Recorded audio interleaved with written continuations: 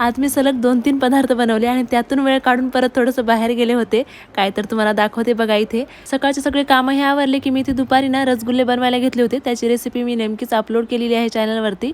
लगेच मग सोबत बालुशाही पण बनवली, कारण की ही पटकन बनून तयार होते आणि आवडते पण आमच्या इथे सगळ्यांना. त्याच्यानंतर मग माझ्या लक्षात आलं तितक्यात की दुसऱ्या दिवशी आप्पे बनवायचे होते. लेकरांनी दोघांनी सांगितले होते, तर ते पण भिजवायला घेतलं. मिक्स डाळीचे आप्पे होते. तांदूळ टाकलं 2 वाटी आणि सगळ्या डाळी थोड्या थोड्या घेतल्या होत्या. व्यवस्थित त्याला धुवून घेतला आणि ते पण मग भिजवत टाकले. त्याच्यानंतर हे घरी आले आणि आता ह्यांना खायचा होता पोह्याचा चिवडा. मग काय आता ह्यांची फरमाईश म्हणल्यावर करावंच लागतं, कारण की गोड जास्त हे खात नाहीत, त्यांना तिखटच पदार्थ आवडतात. सो त्याच्यामुळे ते पण बनवला. आता यातल्या प्रत्येकच गोष्टीची रेसिपी मी शेअर करत नाही. बालुशाही आणि पोह्याच्या चिवड्याची याच्या अगोदर रेसिपी मी शेअर केलेली आहे. छान रसरशीत बालुशाही बनून तयार होती. दोघांना पण खायला दिली. त्याच्यानंतर सायंकाळी मी गेले होते बाहेर आणि येत्या वेळेस आणले होते तिकडून मग रेडीमेड ब्लाऊज. ते पण फक्त 99 रुपयाला. विश्वास बसणार नाही, कारण की ऑनलाईन थोडेसे महागच आहेत. कुठलं पण डिझायनर ब्लाऊज घ्या, फक्त 99 रुपये.